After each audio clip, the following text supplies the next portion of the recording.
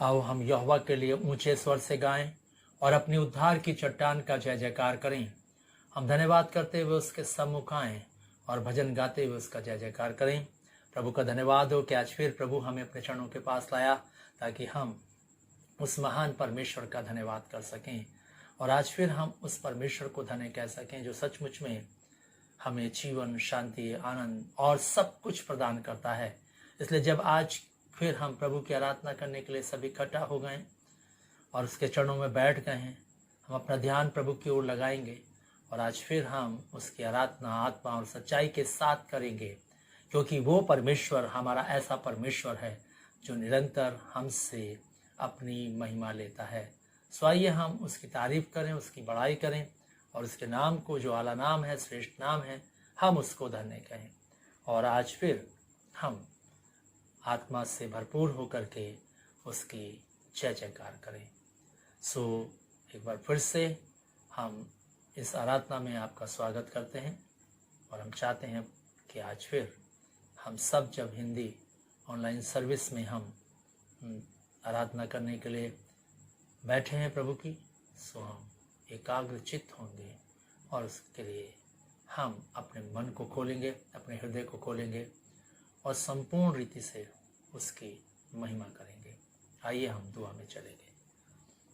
हमारे स्वर्गीय पिता, हम एक बार फिर से धन्यवाद देते हैं कि तू हमारा परमेश्वर है। हमें अपने चरणों के पास लेकर आया, इसके लिए हम तुझे धन्यवाद देते हैं। आज फिर जब प्रभु तेरी आराधना के लिए हम सब तेरे चरणों में आ गए हैं, तेरे बच्चे, प्रभु आप सबको अपनी आत्मा से भर दें पिता, अपनी आत्मा के नियंत्रण में ले पिता, अपनी भरपूरी और अपनी सामर्थ प्रदान करें पिता, ताकि आज की आराधना के द्वारा से प्रभु जी आपको महिमा मिल सके और एक अच्छी आराधना प्रभु हम आपको समर्पित कर सकें। हम एक बार फिर से चाहते हैं पिता कि आज की आराधना प्रभु सचमुच में हम सब के लिए आशीष का कारण हो। पिता आज फिर तू हमारी आराधना में उपस्थित होकर के हमारी आराधना को ग्रहण कर। जितने लोग इस आराधना में जुड़ गए प्रभु सबको आशीष दे और होने दे पिता कि आज एक एक जन प्रभु आज की इस आराधना में तुझसे आशीष पा सके। हम पूरी आराधना को तेरे हाथों में देते हुए और ये चाहते हुए हम जो कुछ भी तेरी महिमा में करते हैं सब बातों से तुझे महिमा मिले। प्रभु यीशु ख्रिस्ट के नाम से मांगते, आमीन। सो ये समय है कि हम एक भजन सुनेंगे परमेश्वर की महिमा में और उसके बाद हम आज के वचन की ओर ध्यान करेंगे। आइए हम अपने मनों को इस गीत के द्वारा से तैयार करेंगे।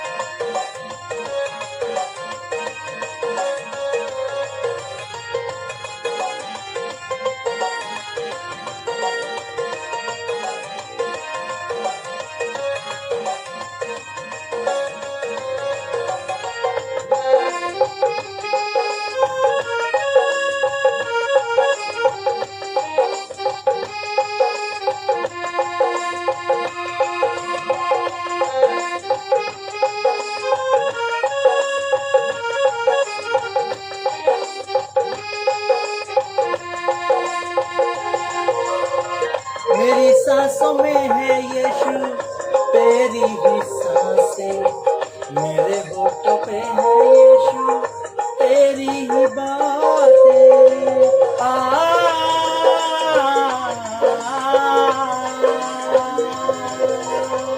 मेरी सांसों में है यीशु तेरी ही सांसें, मेरे होठों पे है यीशु तेरी ही बातें।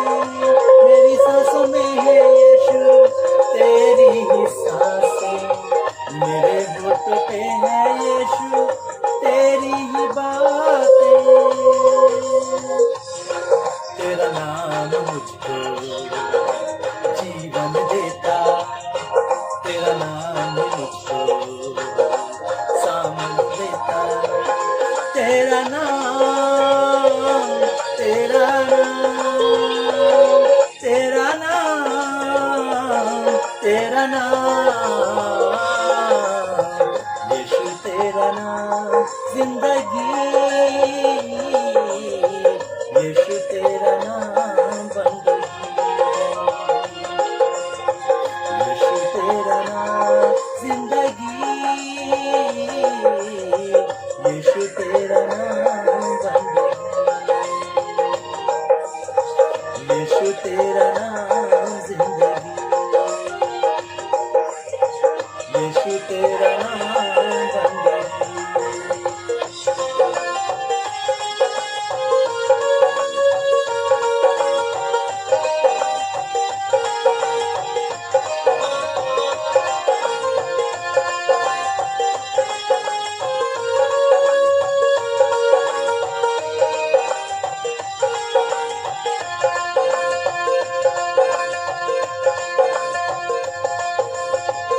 जीवन की ज्योति तू है, जीवन की रोटी तू, मेरा सहारा तू है, मेरा किनारा तू।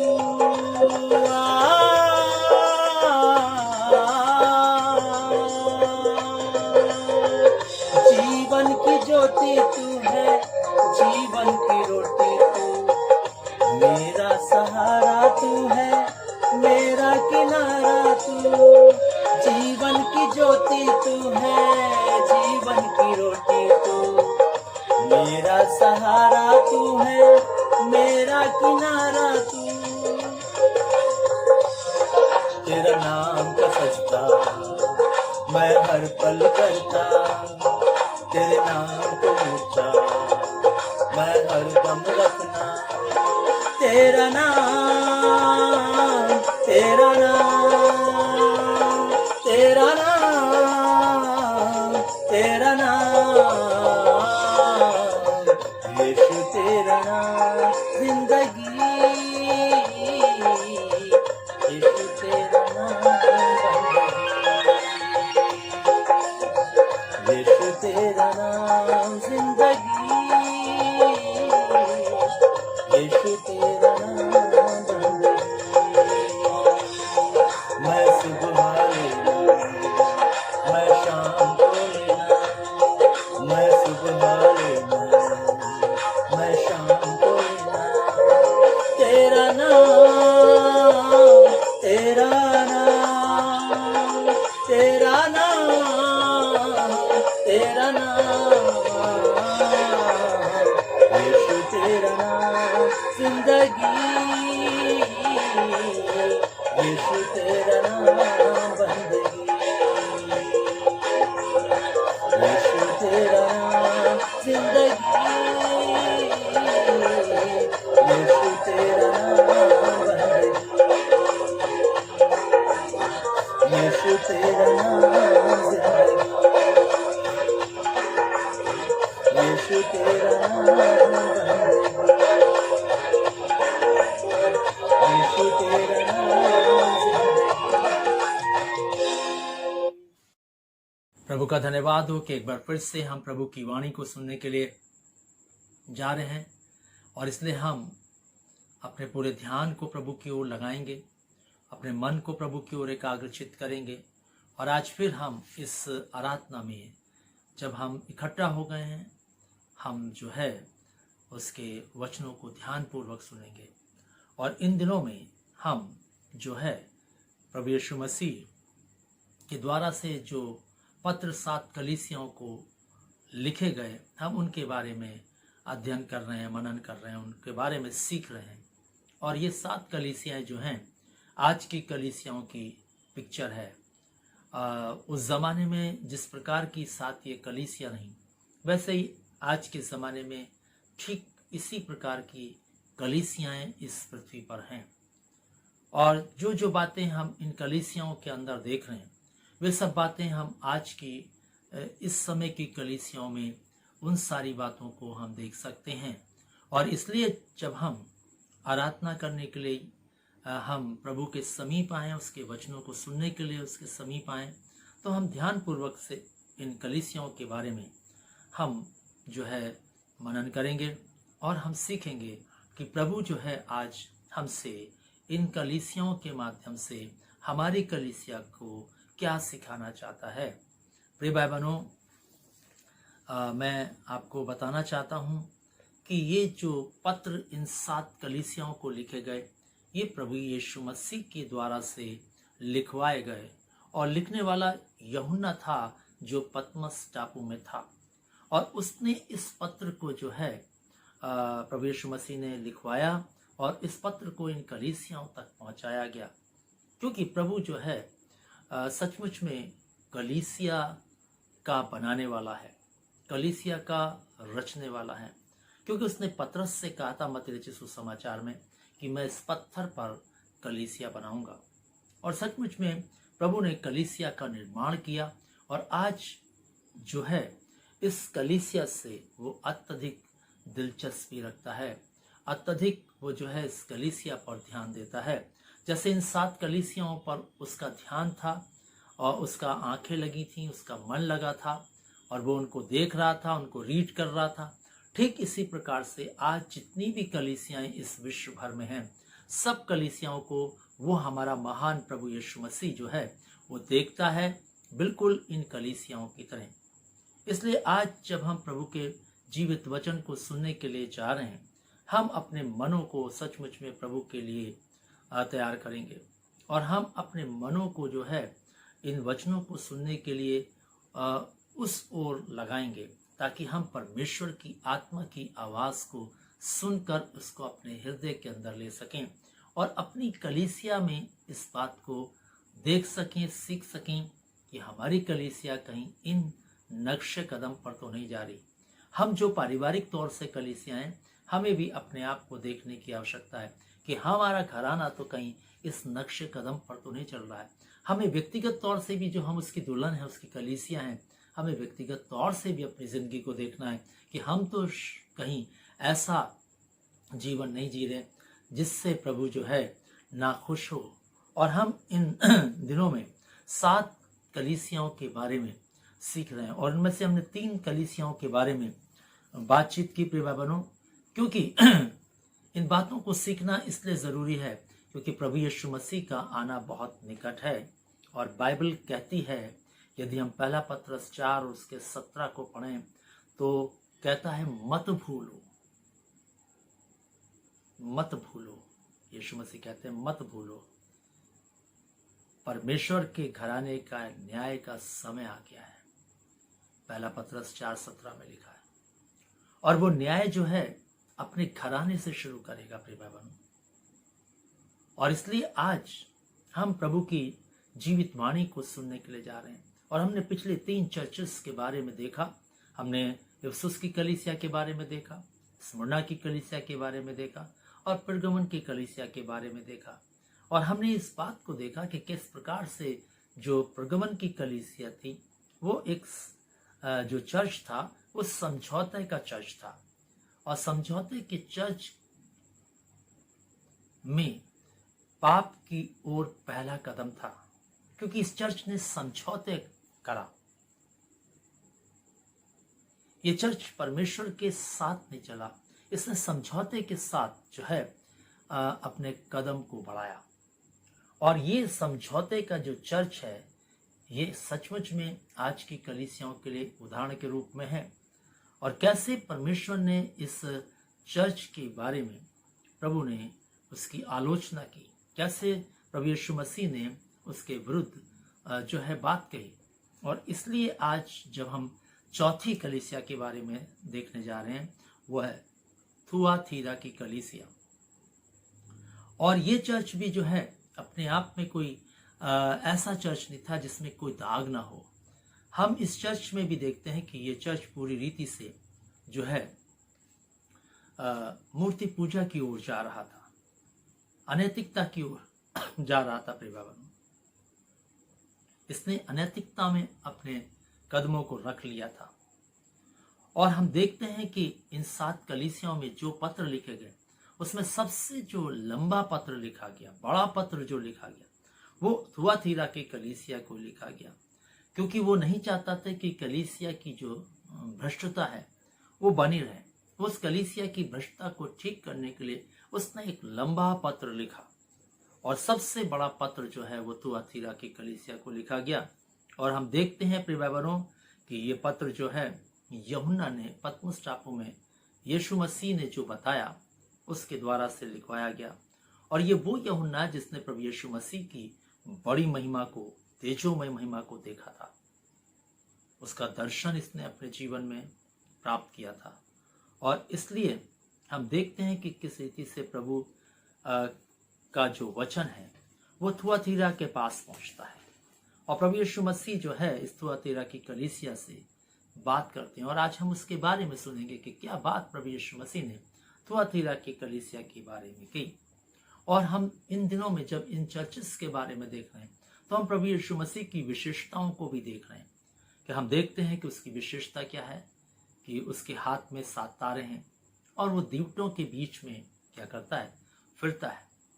हमने दूसरी कलीसिया के बारे में देखा, हमने देखा कि वो अल्फा और ओमेगा है, जो मर गया था अब जीवित है। अपने आप की विशेषता को उसने इस प्रकार से प्रकट किया। और प्रगमन की कलीसिया के बारे में भी हमने इस बात को देखा कि वो ये कहता है, कौन, जिसके पास दोधारी तेज तलवार है। और आज हम थुआतीरा की कलीसिया के बारे में बात करने जा रहे हैं प्रिय भाई बहनों।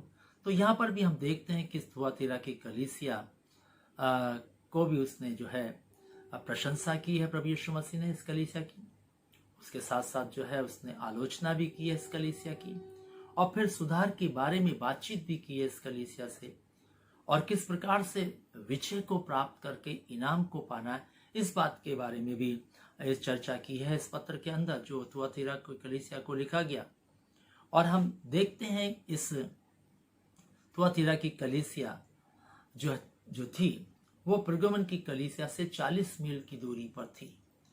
और मैं आपको बताना चाहता हूँ थुआतीरा के शहर के बारे में कुछ बातों को हम जान लें, ताकि हम जो है फिर इस जानकारी को लेकर के हम इस वचन को अपनी जिंदगी में समझ सकें ठीक से, और इसको अपने जीवन में ग्रहण कर सकें। ये थुआतीरा के जो शहर के बारे में कुछ बातें महत्वपूर्ण थी। और सबसे पहले मैं आपको बताना चाहता हूँ, यहाँ पर एक प्राचीन गिल्डों का मुख्यालय था, है ना। क्या था? प्राचीन गिल्डों का मुख्यालय। और यहाँ पर कुम्हार का काम था, यहाँ पर चर्मकार का काम था, यहाँ बुनकर का काम था, यहाँ बागे बनाने का काम था, रंगाई करने वालों का काम था, और रंगाई का उद्योग सबसे ज्यादा था। और यहाँ पर ब्रास का भी काम होता था, बर्तनों का भी काम होता था, पीतल के।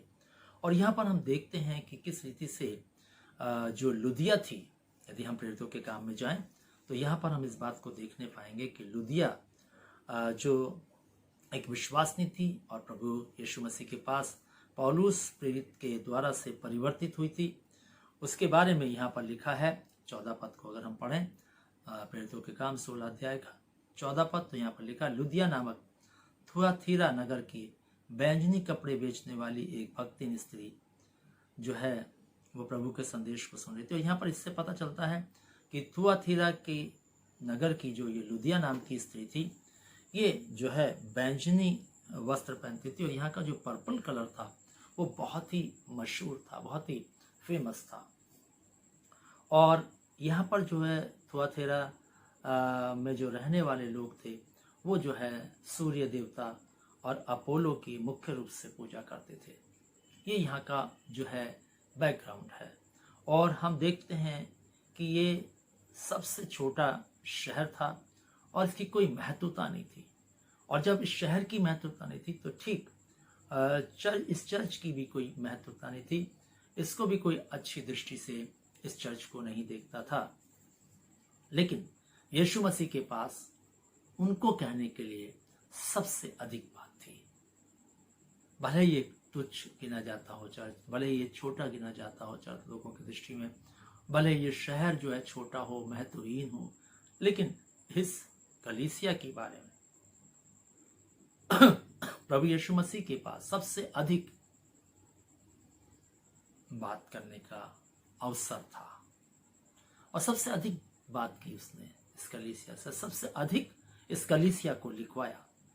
और हम देखते हैं कि किस रीति से हम यदि प्रकाशित वाक्य की किताब उसके 2 अध्याय में जाएं और उसके 18 पद से पढ़ें तो यहाँ पर हमें पढ़ने में देखने में मिलेगा कि किस रीति से परमेश्वर का वो संदेश जो है इस कलीसिया के पास प्रभु यीशु मसीह के द्वारा से पहुंचाया जाता है। और यहाँ पर लिखा है, यदि हम 18 पद से लेकर के और 29 पद तक पढ़े तो यहाँ इस प्रकार से लिखा है, थुआतीरा की कलीसिया के दूत को यह लिख, परमेश्वर का पुत्र जिसकी आंखें आग की ज्वाला के समान और जिसके पांव पीतल के समान है, वह ये कहता है कि। और यहाँ पर हम देखते हैं कि किस रीति से प्रभु यीशु मसीह अपनी विशेषता के बारे में बताते हैं। और यहाँ पर वो कहता है कि परमेश्वर का पुत्र अर्थात यीशु मसीह जिसकी आंखें आग की ज्वाला के समान और जिसके पांव पीतल उत्तम पीतल के समान है, वह ये कहता है। किससे? इस कलीसिया से, इस थुआतीरा की कलीसिया से कहता है। और यहां पर जब हम इस बात को पढ़ते हैं कि परमेश्वर का पुत्र ये कहता है, तो हमें इस बात को समझ जाना चाहिए कि परमेश्वर का जो पुत्र यीशु मसीह है वो कितनी दखलंदाजी कलीसियाओं के प्रति रखता है, कितना उस पर गौर करता है, कितना उन चीजों को मार्क करता है उस कलीसिया की। और यहाँ पर हम देखते हैं प्रिय भाई बहनों कि यहाँ पर वो कहता है कि वो कहता है कौन? परमेश्वर का पुत्र अर्थात यीशु मसीह जिसकी आंखें आग की ज्वाला के समान है, जिसके पांव उत्तम पीतल के समान है। और मैं आपको बताना चाहता हूं, प्रभु यीशु मसीह अपनी आंख की ओर इशारा करता है, प्रभु यीशु मसीह अपने पांव की ओर इशारा करता है। और यहाँ पर जो उत्तम पीतल की बात करी गई है, और ये पांव जो उत्तम पीतल के थे, ये न्याय का प्रतीक है। और जो उसकी आंखें थीं, जो आंखों की तरफ इशारा करता है, वो जो है इस बात को बताना चाहता है कि वो ऊपरी रूप को ही नहीं देखता, बल्कि वो भीतरी बातों तक को, अंदर तक की बात को वो देखता, जानता है। उसकी आंखें देख लेती हैं, और उसकी आंखें जो आग के तरह दिखाई दे रही है ना, उसकी आग की ज्वाला जैसी जो दिख रही है, वो एक जुनून है। वो एक अंदर से जो है प्रभु यीशु मसीह जो है इस बात को बताना चाहता है कि उसके अंदर एक अजीब सा जुनून है। और इसलिए जुनून है कि वो हमारे भीतर की हर कमी, हर घटी, हर अच्छाई, हर बुराई, सब कुछ को देख रहा है। वो हमारे बाहरी रूप को नहीं देख रहा। आज हम बाहरी रूप को देख करके चलते हैं, आज हम बाहरी रूप देखते हैं प्रिय भाइयों, हम बाहरी व्यक्तित्व को देखते हैं, लेकिन प्रभु हमारे बाहरी और भीतरी दोनों व्यक्तित्व को देखता है।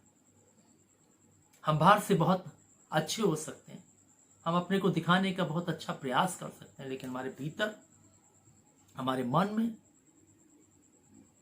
क्या है, ये मुख्य बात है। और प्रभु यीशु मसीह, मैं आपको बताना चाहता हूं, वो भीतर तक देखता है।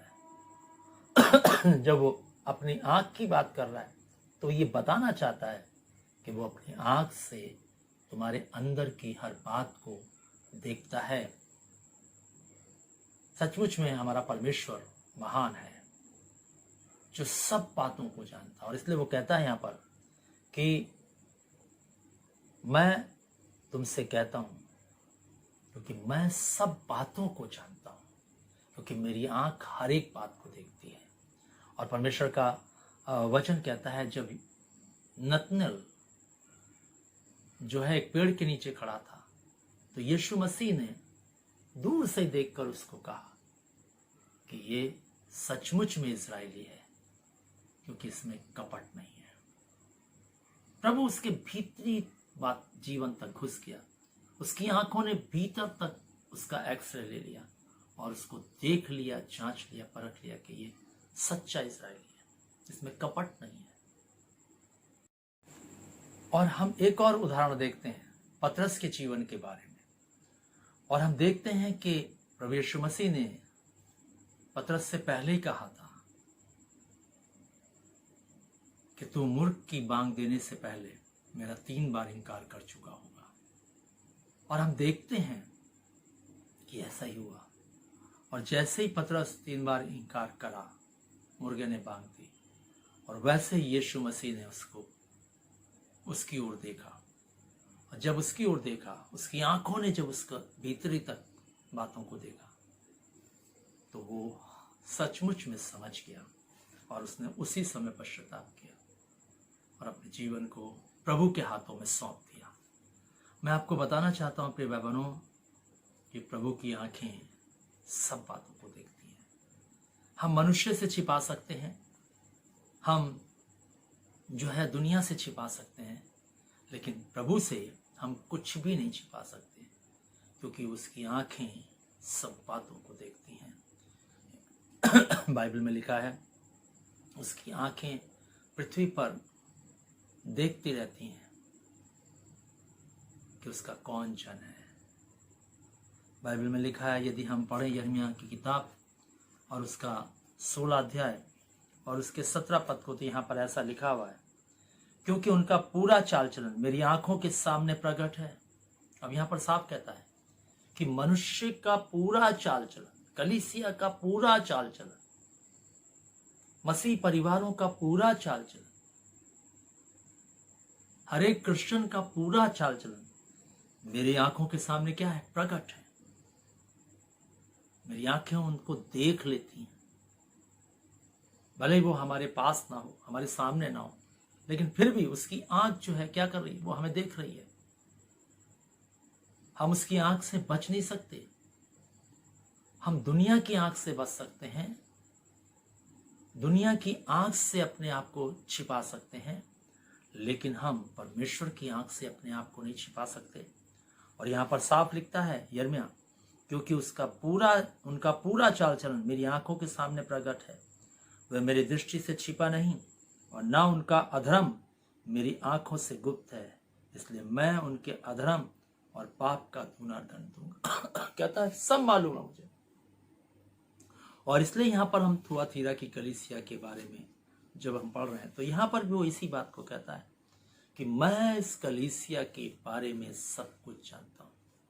और इसी कलीसिया के बारे में नहीं, इस कलीसिया की छिपी बातें नहीं, इस कलीसिया की गुप्त बातें नहीं, इस कलीसिया का अधर्म नहीं, इस कलीसिया के पाप नहीं, बल्कि हमारी कलीसिया, हम जो कलीसिया के लोग हैं, हमारे जीवन के बारे में, हमारी कलीसिया के बारे में भी वो सब कुछ जानता है।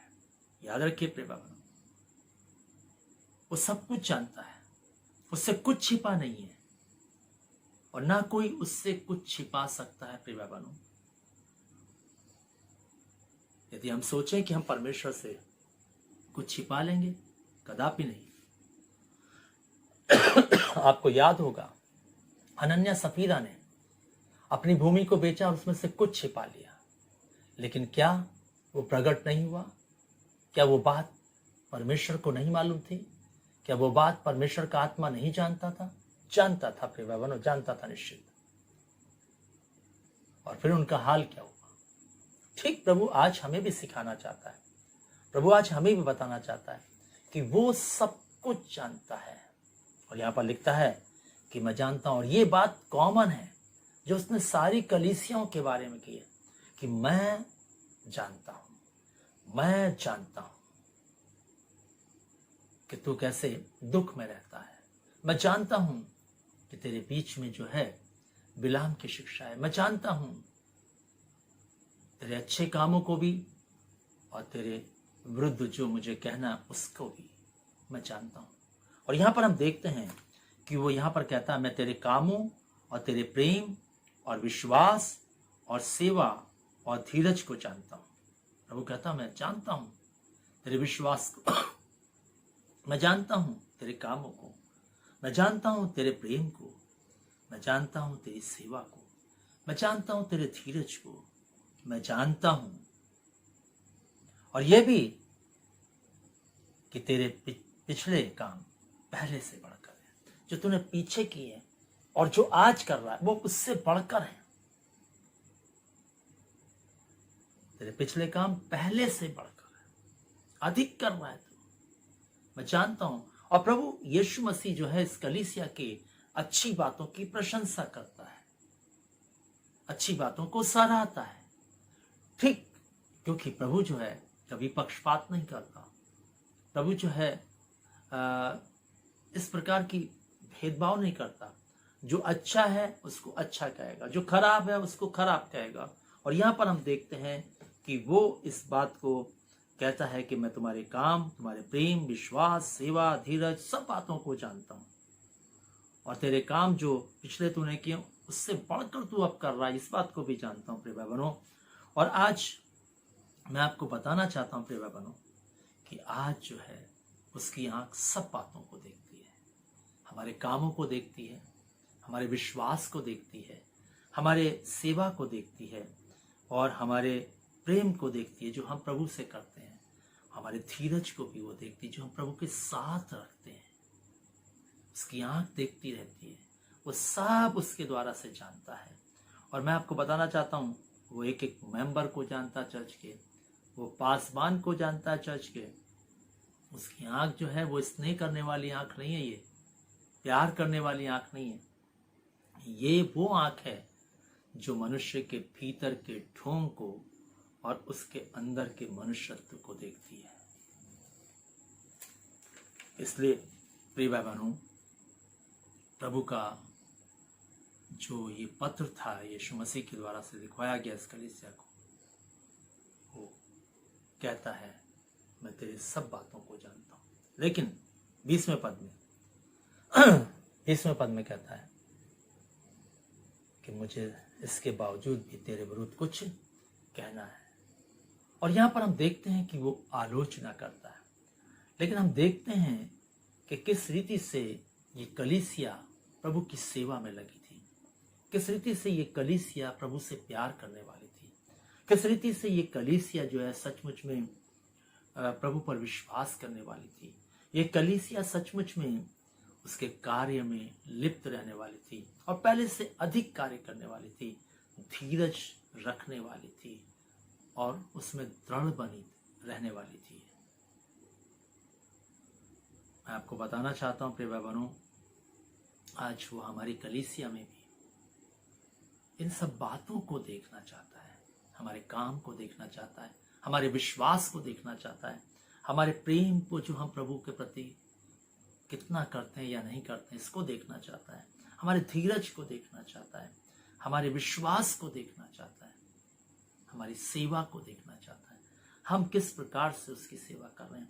हम जो पुराने होते जा रहे हैं, आज हमारे जीवन की दशा क्या है, क्या हम पुराने होते हुए क्या हम उसमें बढ़ रहे हैं या हम घट गए हैं। प्रिय भाई बहनों, इन सब बातों को वो देखता है। वो देखता है क्या हमने आत्मा से शुरू करके कहीं शरीर पर तो अंत नहीं कर दिया। वो देखता है इस बात को, और इसलिए वो आज इस बात को कहने के लिए मुखातिब होता है इस कलीसिया को। जब वो इन सब बातों को देखता है और उनकी कमियों को भी देखता है तो कहता है मुझे तेरे विरुद्ध कहना है। क्या कहना है? लिखा हुआ है 20वें पद में। अगर हम पढ़ें, इससे पहले कि हम 20वें पद को पढ़ें, मैं आपको बताना चाहता हूं इस कलीसिया में, इफिसुस की कलीसिया की तरह जो है प्रेम की कमी नहीं थी। ये प्रभु से प्यार करने वाली कलीसिया थी। यहां पर कहता है तुम मुझसे प्यार करती है, और इफिसुस की कलीसिया में कहता है तुझ में एक बात की कमी है। क्या?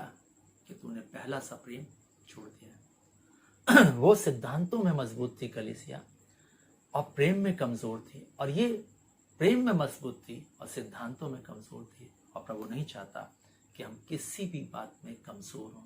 हमें दोनों बातों में, सिद्धांतों में भी और उसके प्रेम में भी मजबूत होना है। मैं आपको बताना चाहता हूं प्रिय भाई बहनों, तीमुथियुस इस बात को लिखता है। क्या कहता है? देखिए, पहला तीमुथियुस का पत्र, उसका पहला अध्याय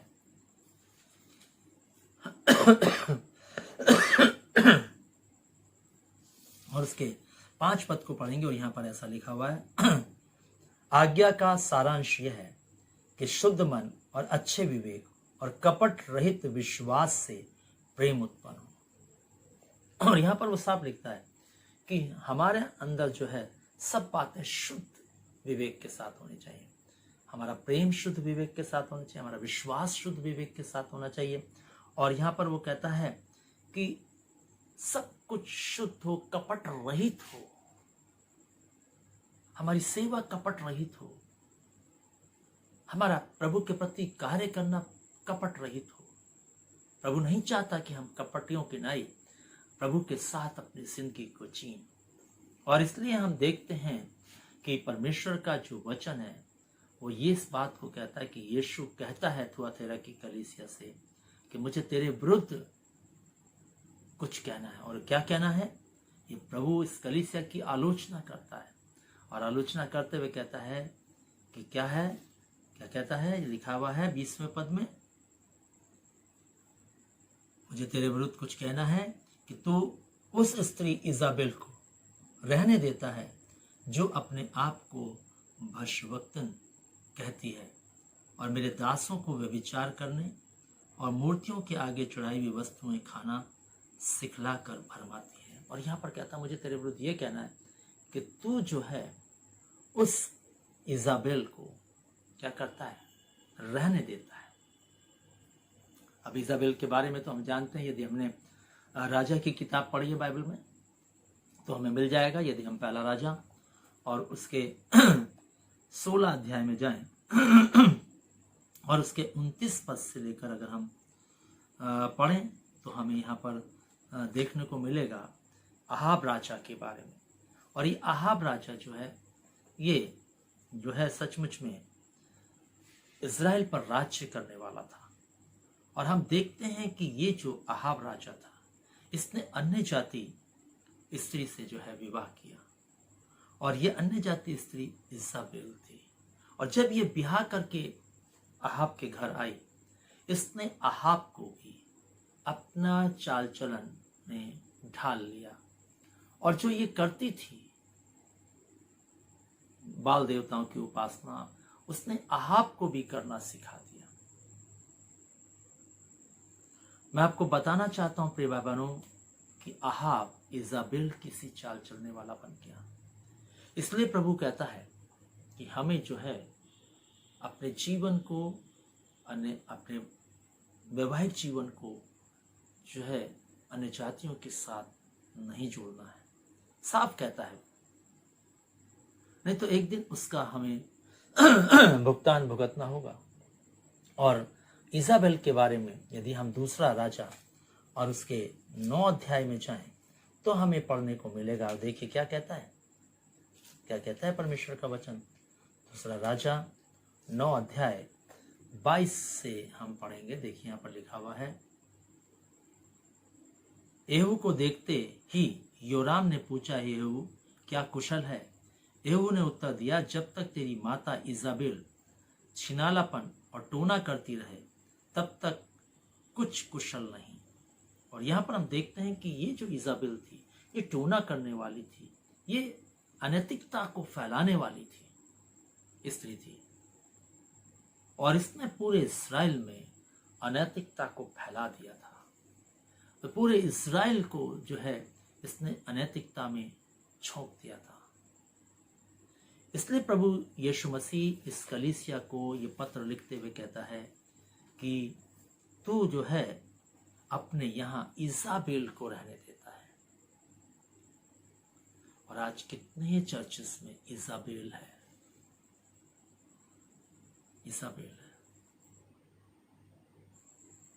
आज ये इजाबेल जो है, मैं आपको बताना चाहता हूं, इसका अर्थ ये है, अगर इसका इजाबेल का अर्थ के बारे में हम जाएं, इसका अर्थ ये है कि ये हमारे जीवन में उन चीजों का प्रतिनिधित्व करती है जो हमें संसार के ईश्वरों की ओर पूजा करने के लिए ले चलती है। ये वो प्रतिनिधित्व करने वाली इजाबेल है।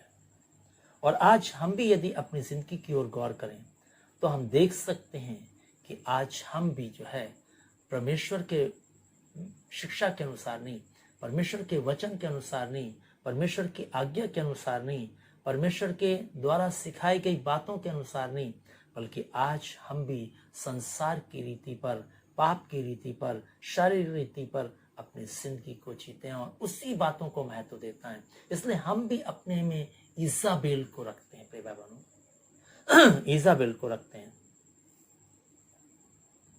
आज हमारी कलीसियाओं में भी इजाबेल पाई जाती है।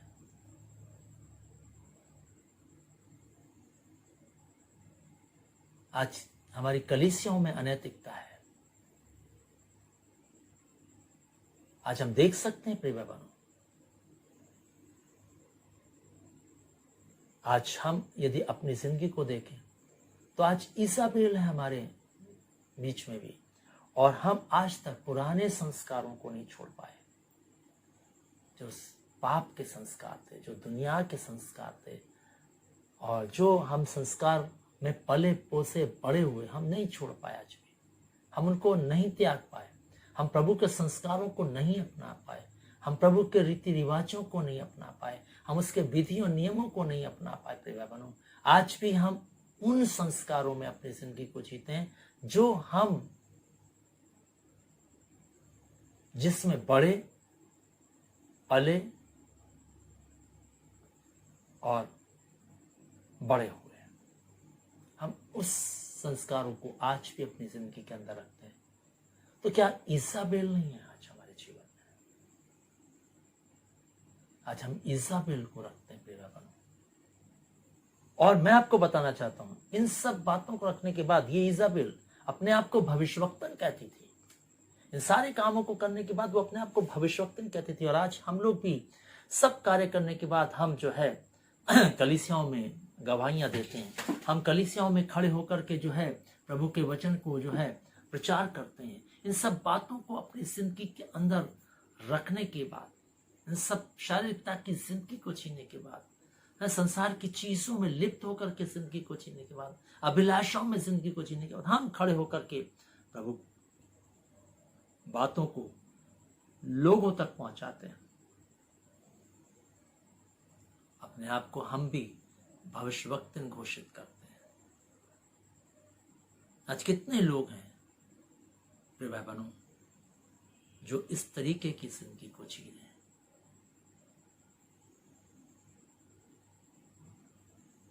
इस तरीके के जीवन को बिता रहे हैं, और उनकी जिंदगियों के द्वारा से जो लोग प्रभु की ओर आ रहे हैं वो भी उसी तरीके से उसमें शामिल होते जा रहे हैं। इजाबेल प्रिय भाई बहनों। और इसलिए परमेश्वर का वचन आज हमें बताना चाहता है प्रिय भाई बहनों, आज हमें सिखाना चाहता है कि आज इस इजाबेल ने प्रभु के दासों तक को जो है व्यभिचार में ढकेल दिया है, आत्मिक व्यभिचार में। कितनों को शारीरिक व्यभिचार में ढकेल दिया है। आज इन्होंने ईश्वर को छोड़ करके दूसरे ईश्वर के साथ जिंदगी को जीना शुरू कर दिया, जो संसारिक रीति से हम उनको महत्व देते हैं।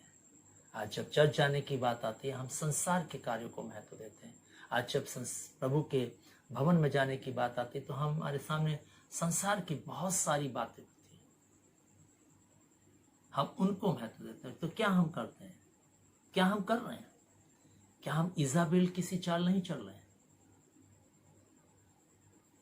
21वां पद क्या कहता है? देखिए, प्रकाशित वाक्य 2 अध्याय उसके 21वें पद में, मैंने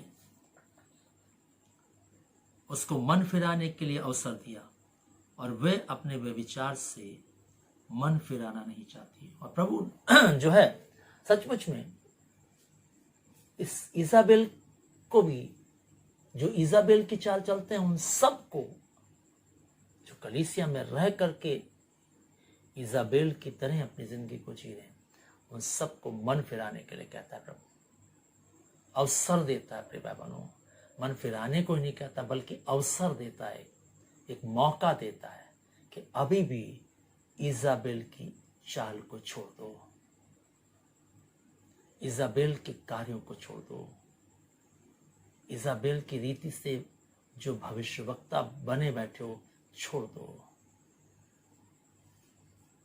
आज भी प्रभु इस बात के लिए अवसर देता है, वो मन फिराने का अवसर देता है। कहता मन फिरा लो उस व्यभिचार से जो हम ईश्वर के प्रति करते हैं। मन फिरा लो उस बात से। 22वें पद में क्या कहता है? अगर मन नहीं फिराओगे तो कहता मैं उसे रोग शैया पर डालता हूं, और जो उसके साथ व्यभिचार करते हैं यदि वे भी उसके से कामों से मन ना फिराएंगे तो मैं उन्हें बड़े कलेश में डालूंगा। और यहां पर कहता अगर हम मन नहीं फिराएंगे तो कहता रोग शैया पर डाल दूंगा, और जो उसके साथ जो रोग शैया पर पड़े हैं उस तरीके से जो चाल चलेंगे उनको भी मैं बड़े भारी कलेश में डाल दूंगा। कहता है साहब, यीशु मसीह कह रहे हैं, यूहन्ना नहीं कह रहा, ये उन्होंने तो लिखा है और पहुंचाया गया इस खत को, लेकिन लिखवाने वाला यीशु मसीह इस पत्र को। यीशु मसीह कह रहे हैं अगर ऐसा नहीं करोगे तो मैं ऐसा करूंगा। अगर मन नहीं फिराओगे तो मैं तुम्हें रोग शैया पर डाल दूंगा। अगर मन नहीं फिराओगे तो मैं तुम्हें कलेशों के बोझ से दबा दूंगा, कलेशों में डालूंगा।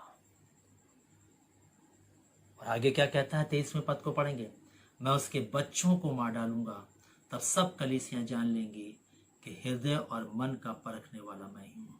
और यहां पर कहता है मैं उनके बच्चों को मार डालूंगा।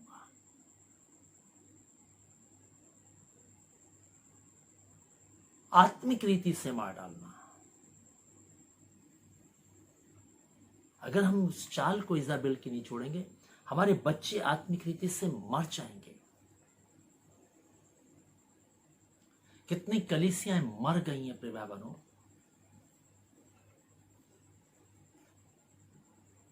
मरी दशा में चल रही है, मरी दशा में आराधना हो रही है, मरी दशा में सब कुछ हो रहा है। मर चुके हैं परमेश्वर की दृष्टि में। आज हम इस बात को समझ नहीं पा रहे प्रिय बहनों, मर चुके हैं। कहता मैं उनके बच्चों को, कलीसिया सचमुच में जब हम प्रभु के पास लाए बच्चों के रूप में है, का पालन पोषण हमें अच्छे से करना है। हमारी जिम्मेदारी है, हम जो उसके खुदा के सेवक हैं। और अगर बच्चे ही मर जाएंगे तो क्या फायदा? कलीसिया कितनी उन्नति करेगी, कहां बढ़ पाएगी जब बच्चे ही मर गए? आगे क्या है विकास? कुछ नहीं है, सब खत्म।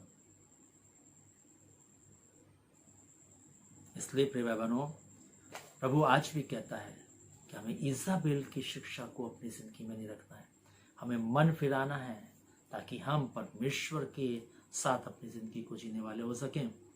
24वें पद में देखिए क्या कहता है, पर तुम थुआतीरा के बाकी लोगों से जितने इस शिक्षा को नहीं मानते और उन सब बातों को जिन्हें शैतान की गहरी बातें कहते हैं नहीं जानते, ये कहता हूं। अब ये उन लोगों से कह रहा है जो इजाबेल की शिक्षा के अनुसार कलीसिया में, मतलब इस प्रकार के भी थुआतीरा के कलीसिया में लोग थे जो इजाबेल की शिक्षा के अनुसार नहीं चलते थे। आज हर एक कलीसिया में है। कुछ लोग हैं जो कलाम को जानते हैं, वो कलाम के अनुसार चलते हैं। वो फिर इधर उधर की बातों को सुनकर नहीं, वो परमेश्वर के वचन के अनुसार जिंदगी को जीते हैं। वो जो है मनुष्य की बातों पर मन नहीं लगाते, वो इधर उधर की बातों पर मन नहीं लगाते, वो इधर उधर की बातों को नहीं सुनते। वो प्रभु के वचन को देखते हैं कि प्रभु का वचन क्या ये बात कह रहा है कि नहीं कह रहा। इस कलीसिया में भी कुछ ऐसे लोग थे जो परमेश्वर के वचनों को क्या करते थे? सुनते थे, देखते थे, पढ़ते थे। और मैं आपको बताना चाहता हूं, जब तक हम परमेश्वर के वचन को नहीं पढ़ेंगे तब तक हम परमेश्वर की सच्चाई को नहीं जान पाएंगे, परमेश्वर का अनुभव नहीं कर पाएंगे, परमेश्वर की उस सामर्थ्य को हम नहीं समझ पाएंगे। प्रिय बहनों, ये परमेश्वर का वचन जब पढ़ेंगे, अधिक पढ़ेंगे, तब हम ऐसा समझ नहीं पाएंगे। और आज क्या है, हमने परमेश्वर के वचन से दूरी बना ली है। हम बहुत सारे समय जो है वो मोबाइल पर खत्म कर देते हैं। बहुत सारा समय जो है मोबाइल पर जो है, बहुत सारे लोग मोबाइल पे संदेशों को सुनते रहते हैं। संदेशों को सुनना है, लेकिन वो संदेश वह क्या बता रहा है, संदेश का बोलने वाला क्या सिखा रहा है, क्या हम जानते हैं? क्या हम बाइबल को हमने पढ़ा है? क्या वो सही शिक्षा दे रहा है या नहीं दे रहा? क्या हम समझते हैं इस बात को? लेकिन इस कलीसिया के अंदर कुछ ऐसे लोग थे जो समझते थे, जो इजाबेल की चाल नहीं चले, जो इजाबेल की शिक्षा को नहीं अपनाया। इजाबेल कितनी भी भविष्यवाणी करती थी, भविष्यवक्ता के रूप में वो खड़ी हो जाती थी कि प्रभु मुझे ऐसा बता रहा, वैसा बता रहा, कोई बात वो नहीं मानते थे। प्रभु के वचन के अनुसार वो उस बात को देखते थे। आज कितने लोग हैं जो इस प्रकार से भविष्यवाणी करते हैं, प्रभु मुझसे ऐसा कह रहा है, पता नहीं कह रहा है क्या नहीं कह रहा, है ना? लेकिन जब बाइबल को पढ़ेंगे हम समझेंगे उनके जीवन के बारे में, हम समझेंगे उन भविष्यवाणियों के बारे में। प्रिय भाई बहनों, इसलिए बाइबल को पढ़ना बहुत जरूरी है। यीशु मसीह ने कहा कि ऐसा समय आएगा कि शैतान चुने हुओं को भी क्या करेगा? भरमा देगा, बरगला देगा, भटक जाएंगे। इसलिए यदि हम खुदा के कलाम को हमने पढ़ा होगा, वचन को पढ़ा होगा, परमेश्वर के इस पवित्र शास्त्र बाइबल को पढ़ा होगा, बार बार पढ़ा होगा, एक बार नहीं पढ़ना, पढ़ते रहना है, पढ़ते रहना है, हमें इसको पढ़ा होगा, तो ये बाइबल हमें संभाल लेगी। हम सत्य से कभी भटकने नहीं पाएंगे। और इसलिए हम देखते हैं कि यहाँ पर वो कहता है, पर तुम थुआतीरा के बाकी लोगों से जितने इस शिक्षा को नहीं मानते, उन सब बातों को जिन्हें शैतान की गहरी बातें कहते हैं नहीं जानते, वह यह कहता है कि मैं तुम पर और बोझ न डालूंगा, पर हाँ जो तुम्हारे पास है उसको मेरे आने तक थामे रहो। वो कहता है मैं तुम पर और बोझ नहीं डालूंगा, और चीज़ों को जो है मैं तुम्हें कलेश या परेशानी पर समस्या इसमें नहीं डालूंगा, है ना? बस कहता है कि मेरे आने तक उन चीजों को थामे रहो जो अब तक थामे हो, जो अब तक तुम सच्चाई में बने हो, जो अब तक तुम वचन के अनुसार चल रहे हो, जो अब तक तुम कलाम को पढ़ते हुए जिंदगी को जी रहे हो, जो अब तक तुम कलाम की बातों को मानते हुए जिंदगी को जी रहे हो, जो अब तक परमेश्वर की आज्ञाओं में जिंदगी को बिता रहे हो, बस ऐसे ही इन बातों को थाम कर आगे बढ़ते चले जाओ। और जब आगे बढ़ते चले जाओगे तो आगे क्या कहता है 26वें पद में, जो जय पाए और मेरे कामों के अनुसार अंत तक करता रहे, मैं उसे जाति जाति के लोगों पर अधिकार दूंगा। और जब हम इस प्रकार से थामे रहेंगे उन बातों को और चलते जाएंगे तो हम जय पा जाएंगे प्रिय भाइयों। और जब जय पा जाएंगे तो कहता है मैं जाति जाति पर तुम्हें अधिकार दूंगा। और 27वें पद में कहता है, और वह लोहे का राजदंड लिए हुए उन पर राज्य करेगा। और जिस प्रकार कुमार मिट्टी के बर्तन को चकनाचूर कर देती है, मैंने भी ऐसा ही अधिकार करने अपने पिता से पाया है, और मैं उसे भोर का तारा दूंगा। और जिसके कान हो वह सुन ले कि आत्मा कलीसियाओं से क्या कहता है। कहता है मैं उसको जो है एक राजदंड दूंगा जिसके द्वारा से वो राज्य करेगा। मैं उसके हाथ में भोर का तारा दूंगा। और ये सब बातें कब होंगी?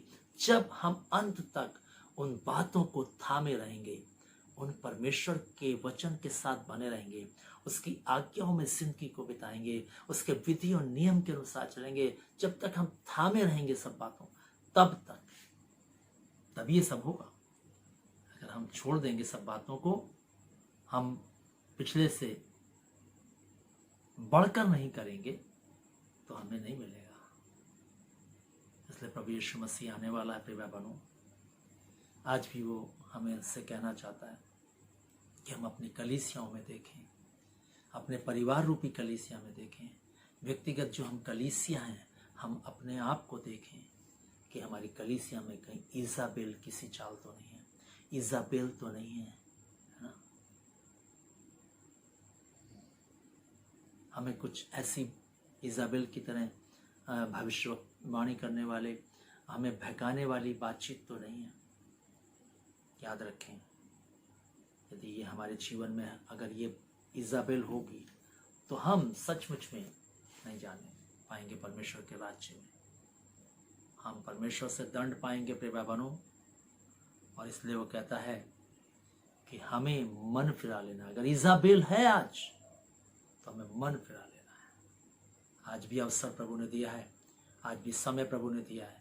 आइए हम अपने जीवन को जांचें, परखें और देखें इस वचन के अनुसार, क्या आज मेरे जीवन में इजाबेल तो नहीं, और अगर है उसकी जैसी चाल, उसकी जैसी शिक्षा, उसकी जैसी बातें हैं, निकाल कर बाहर फेंक दो प्रिय बनो, ताकि हम परमेश्वर से जिंदगी को पा सकें।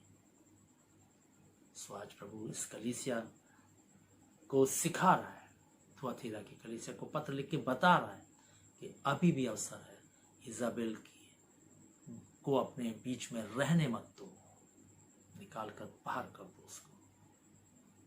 इसलिए आइए प्रिय बनो, हम भी अपनी जिंदगी में ऐसा ही करें, क्योंकि प्रभु आज हमारी कलीसिया से हम सब से कहना चाहता है। आइए हम सीखें और इन बातों को जो प्रभु ने कही हैं हम थामे रहें। इनको, इजाबेल को निकाल कर हम उन बातों को थामे रहें जो इस वचन के अंदर है, ताकि हम जिंदगी को पा सकें। सो प्रभु आज फिर हमें सिखाता है, हम सीखें और अपनी जिंदगी को परमेश्वर के इस वचन के अनुसार चलाने वाले बने। प्रभु हम सबको आशीष देवे। आज हम ये रुकेंगे, हम दुआ में चलेंगे। प्रभु हम धन्यवाद देते हैं आज के दिन में तूने हम सब से बातचीत की, हम सब से बोला, हमें सिखाया प्रभु जी अपने वचन के द्वारा से। हम धन्यवाद देते हैं प्रभु। हम चाहते हैं प्रभु, जब तूने इन दिनों में इन कलीसियाओं के बारे में सिखाना शुरू किया है, इन कलीसियाओं की पिक्चर को प्रभु जी जो आज की कलीसियाओं में हम देखते हैं प्रभु जी बताना शुरू करा। होने दे पिता, हम व्यक्तिगत तौर से अपने में इन सब बातों को दूर करने वाले हो सकें। हमारी जिंदगी में प्रभु इजाबेल ना रहने पाए प्रभु, ऐसा हम चाहते हैं। तो आशीष दे, हमारी कलीसियाओं में ना रहने पाए, हम ऐसा दुआ करते हैं प्रभु जी। संसार भर की कलीसियाओं में इजाबेल बिल्कुल ना रहने पाए प्रभु, आप आशीष दें, सहायता करें, मदद करें प्रभु जी। एक एक जो है सचमुच में तेरे वचन को थामे रहे, एक एक जो है तेरी आज्ञाओं को थामे रहे, एक एक जन जो है तेरे विधियों नियमों को थामे रहे, ताकि प्रभु तुझसे भोर के तारे को प्राप्त कर सके, जातियों जातियों पर अधिकार प्राप्त कर सके, राजदंड को प्राप्त कर सके प्रभु जी। हम चाहते हैं ऐसी तू आशीष दे प्रभु। आज इस वचन के द्वारा से बहुतों को प्रभु जी तू मन फिराने का अवसर भी दे प्रभु। प्रभु एक बार फिर से हम सब कुछ तेरे हाथों में देते हैं, इस कलीसिया को तेरे हाथों में सौंपते हुए, जितने लोग इस आराधना से जुड़े उन सबको तेरे हाथों में देते हुए, और यही चाहते हुए कि अगर इजाबेल है तो प्रभु मन फिराने के लिए जो तूने अवसर दिया है, होने दे कि आज हर एक मन फिरा कर प्रभु जी इस इजाबेल को अपने बीच से निकाल फेंके, जिससे तेरी महिमा हो। सब कुछ तेरे हाथों में देते हुए, इस वचन पर तेरी आशीष चाहते हुए, ये चाहते हुए बहुतों के लिए आशीष का कारण बने ये वचन। इस विनती को यीशु ख्रिस्ट के नाम से मांगते हैं, आमीन। अब हमारे परमेश्वर पिता का प्रेम, प्रभु यीशु मसीह का अनुग्रह और पवित्र आत्मा की सहभागिता हम सब विश्वास करने वालों के साथ, जहाँ के समस्त विश्वासियों के साथ, इस कलीसिया के साथ, और जितने लोग इस आराधना में जुड़े हैं उन सब के साथ, जब तक प्रभु यीशु मसीह दोबारा नहीं आते, ये आशीषें युगानुयुग एक सी बनी रहें, आमीन। सबको जय मसीह की। और अगर आपको इस वचन से बहुत आशीष मिली है तो आप ज़रूर इस वचन को शेयर करें, ताकि और लोग भी आशीषित हो सकें।